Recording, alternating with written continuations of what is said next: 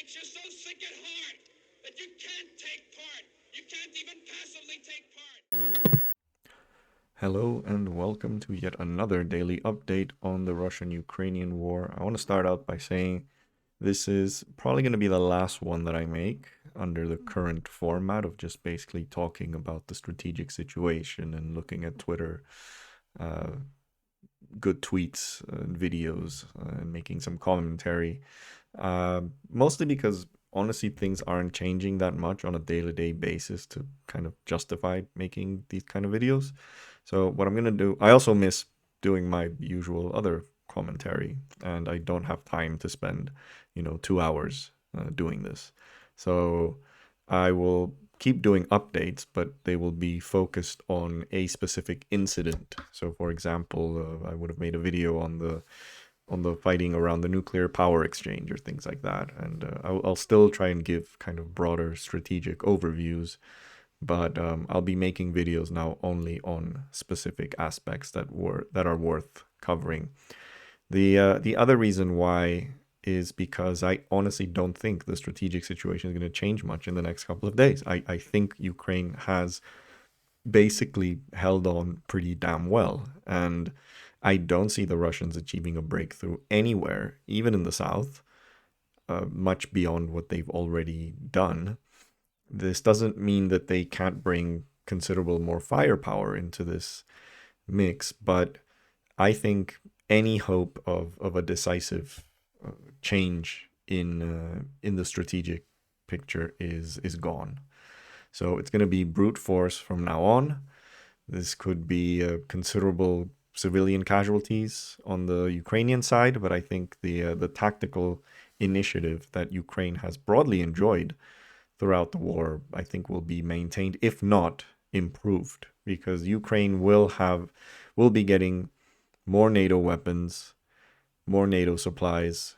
The more that Russia moves in, the more it overextends itself. And this is clearly an army that can barely fight 40 kilometers from its borders. So it's just not good for them. I don't see how they're going to be able to make up for all the tactical mistakes, the low morale, the logistics issues, all that. They just won't. And, the losses are significant for them, and they're losing a lot of very expensive equipment now that they're actually using it. So there's apparently something like 4 Sukhoi 34 and Sukhoi 30 jets have been downed in the last 24, 48 hours. These are very expensive planes, and they don't have that many of them. So, yeah. So let's look at the maps. The Ukraine war map site has a pretty good one. And that is, they haven't really changed much. Their attempts to encircle Kyiv are tenuous at best. The Ukrainian army has beaten them back on numerous occasions in the fighting around the capital, and I suspect that is still the case. No guarantee that they're going to achieve this encirclement of Kyiv anytime soon at all. Now, on the east bank of the river, situation looks a bit worse in the sense that Russia has, so they were attempting to take Sumy. They never managed to take Sumy. So what they did is they just basically went in, they bypassed it, just went around it. Again, this is all very tenuous control. These are advances that can easily be chipped away at, counterattacked, reversed, etc. They're overextending themselves massively by moving this deep into Ukrainian territory without the logistics strain to sustain that. So if this is done because they've noticed openings in the Ukrainian defenses, then it might make sense that they're taking these risks. But to suggest that this represents like a serious threat is, I'm not quite sure. I'm not quite sure. I suspect they're betting on most of the Ukrainian defenses being on the west side of the river, protecting against the much bigger Russian forces in that area. But as it is, yeah, Not quite sure. I mean, I won't deny it. It is dangerous for them to be that close, but I still wouldn't see this as strategically that significant. Kharkiv, again, not many advances at all. It looks, from what I've read, that Ukrainian forces are engaged in some kind of counterattack in that area, so they've pushed them back. Again, this is all hard to verify information. Mariupol still hasn't fallen. There is the ceasefire was supposed to be to create a humanitarian corridor to, relieve some of the city's lack of supplies for the civilian population. I don't know whether that is going to happen. And, well, yeah, like I said, Mariupol isn't really that big of a strategic, it's not that strategically important. I think it would be psychologically important because that actually would be the biggest city that falls to Russia. It's about 500,000 people. So it's much bigger than Kherson, which so far has been the largest city to fall. But even then, the strategic situation doesn't change. I mean, they broadly speaking, the Russians control the whole coast here. Whether they can move northward or successfully westward, they've tried to take Mykolaiv and failed miserably at it. They got beaten back pretty badly. So it looks like they're going to try these sort of same kind of operations, kind of deeper inroads. Remember, Ukrainian defenses have to make the trade-off between defending what is absolutely necessary, and that means that there's going to be really big holes in the defenses, which allows Russia to make quick inroads. But then they just the logistics start failing. They get counterattacked. So again, there's not much to see here, and I don't see. Remember, there was fears that there would be a naval landing near Odessa. I'm not sure. There's also some reports that they are mobilizing some strategic bombers, some Tupolev 22Ms. Those have been used in Syria. They are big planes, but the Russians have mostly employed them for dumb bombing. So this could be bad news for the Odessa civilian population. And yep, that is it. Same map from the Institute for Studies of War. Yeah, broadly similar here. I read some reports that the nuclear power plant had been retaken by Ukrainian troops. Doesn't seem to be showing here. I don't know if this is verified information, but I read that they took the power. The power plant is not. It's called the Zaporizhia power plant, but it's actually not located in the city itself. It's located here in Enerodar. It's pretty much a city built for the power station. So that's where the power plant is, right there. From what I read, they had managed to recapture the power plant, but not the city. So the city was still held by the Russians. I don't know if any of this is true. So unverified information that I will leave at that.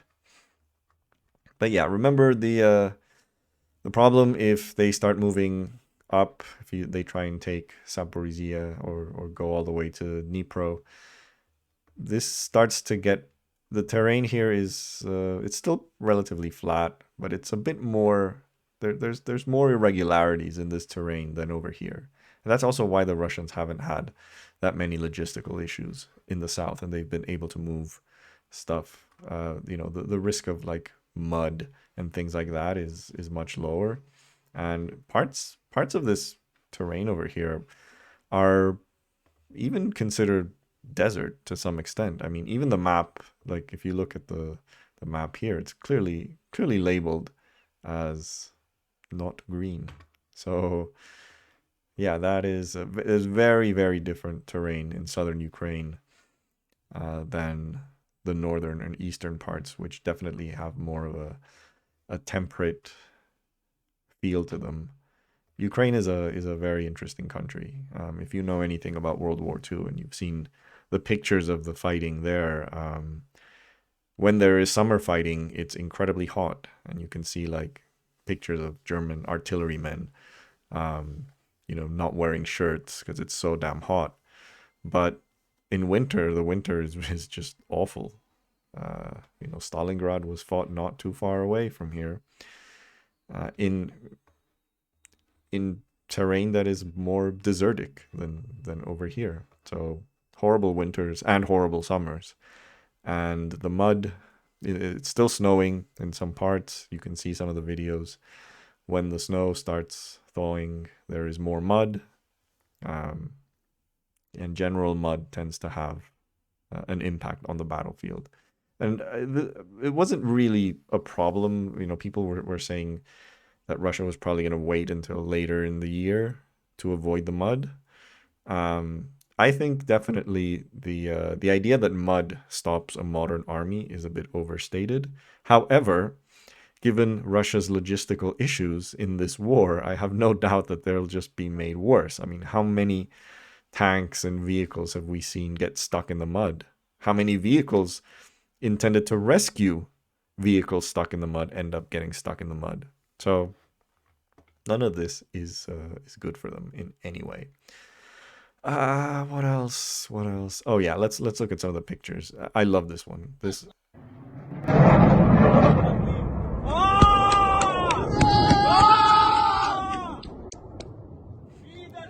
So apparently a Sukhoi 30 SM shot down. I love the clapping because that's how I imagine the Battle of Britain. People cheering when they saw a Luftwaffe plane get shot down. Here's a Sukhoi 34 that was shot down. Kind of cool if you got one shot down in your backyard, assuming your house didn't get destroyed in the process. But I would have definitely kept a piece of it as a souvenir.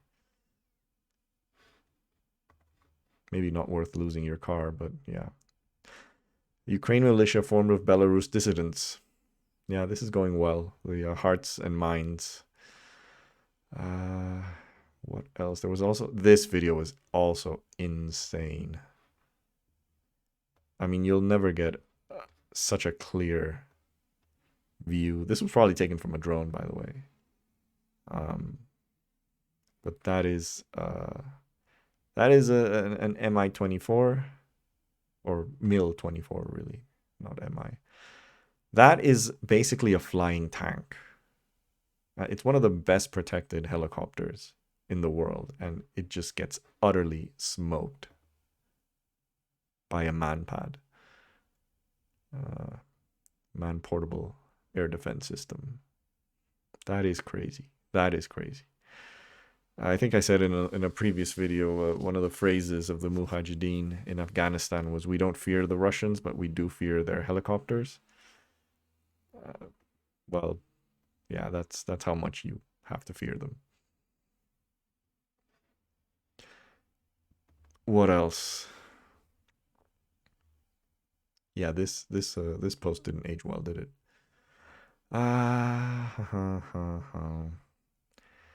Night vision, I love this picture. This is like this is the coolest human being alive right now. I'm sorry. I don't care how cool you think you are. You're not as cool as this guy.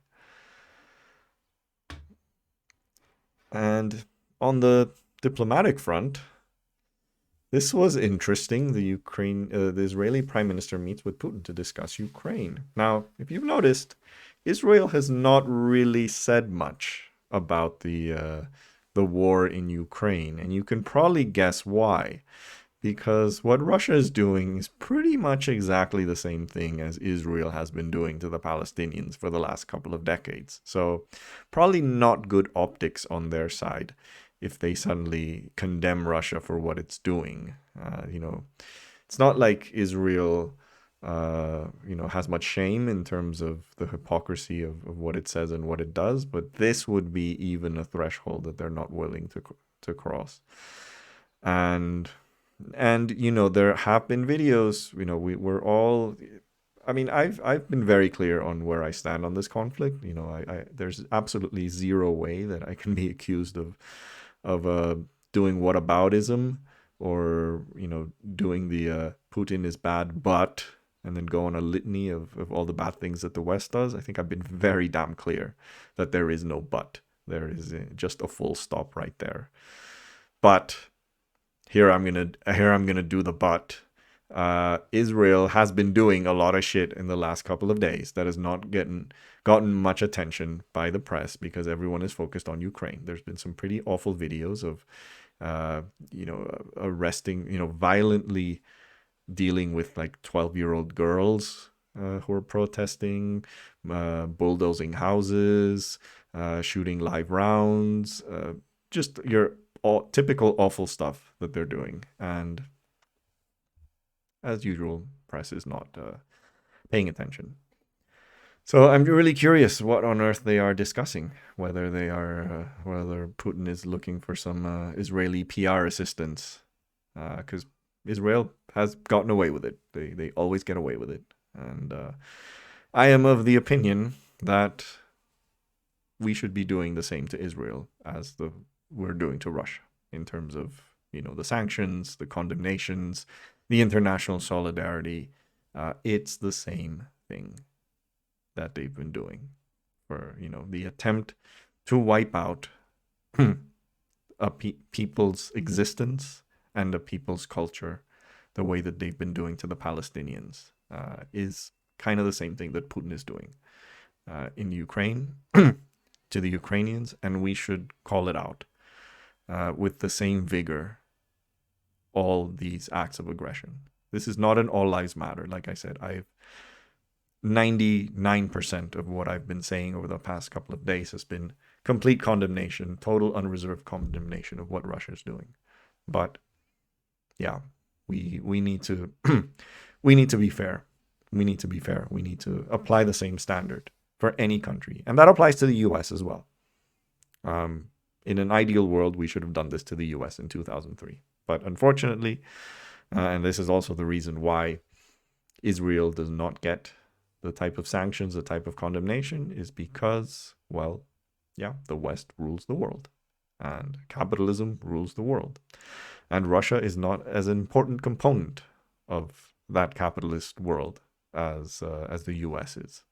So, yeah, it's unfair, but we need to call it out, but also we can't use the whole West is bad, look at what's happening in Israel, in Yemen, and whatever, to not condemn Russia for what it's doing. And that's my big opposition with the people who have resorted to the Putin is bad, but, and then they give an entire litany of excuses on why NATO is worse. That's just BS, complete BS. And the people who resort to these arguments, I have a reason to think that a lot of them see the world in this very binary way of anything that is a loss to the West is a gain to the rest. And that's really not the way to look at things. That's really not the way, especially foreign affairs, which is very messy. And I think a lot of leftists who, most of the stuff that we advocate for and fight for is kind of black and white. Like, we're against the capitalist corporation, and we never need to sort of be like, oh, well, there's some good capitalist corporations, because if there are a handful of them, and two, our main criticism isn't so much the individual corporations, but rather the system that allows them to do what they do. So we would say co-ops are good. Again, you can have bad co-ops, but it's just the structure of a co-op is better than the structure of a capitalist firm. So you don't get into this murky territory of having to sort of pick lesser evils when it comes to discussing anything else other than foreign policy. And I think that's where a lot of leftist brains start fizzling, because it makes them very uncomfortable to have to pick a lesser evil in a conflict like this, because they're not used to picking lesser evils. And I think that's where the CPU starts malfunctioning. It's not programmed to do that. So on that note, I will leave it at that. Like I said, this is my last daily video on this, But I will still be covering the war. I will still be covering specific aspects of the war, just not a daily recap because, I don't have time for it, and two, I don't think the strategic situation is changing that much on a daily basis to justify it. But for those who do want a daily update from yours truly on what's going on, I would suggest you follow me on Twitter if you haven't done so already, because I am tweeting a lot of stuff from people who are covering this on the ground, other security experts, things like that. So I am tweeting God knows how many times a day about the conflict. That will not change, but I think you'll probably get a better idea of what's going on by following these tweets and following some of the people that I'm retweeting, rather than me giving you a 20-minute briefing on what went on in the last 24 hours. So thanks for anyone who has bothered to watch these videos. I hope you found them useful, especially during the first days where things were happening on a daily basis. And I'm going to end this by bragging and say that I called it. I called it, on day 2. It wasn't even the end of day 2. On like halfway through February 25th, I said that there was I called it on Twitter. I said Russia is not going to win. If they couldn't achieve a breakthrough on that first day, I had every reason to believe that Russia was not going to win this war. And so far, I've been proven right. And I wrote, I should also read my Substack. I don't write that often, but I did write a piece on how Ukraine can win it on that same day. And almost everything that I wrote has happened. So it played out exactly, pointing out the logistics problems, things like that. I called it on day 2. So hate to brag, but I love being right. So on that note, I hope you all enjoyed this, and yes, please follow me on Twitter and stick around. I will still be covering the war, just not on a daily basis. So thank you, everyone.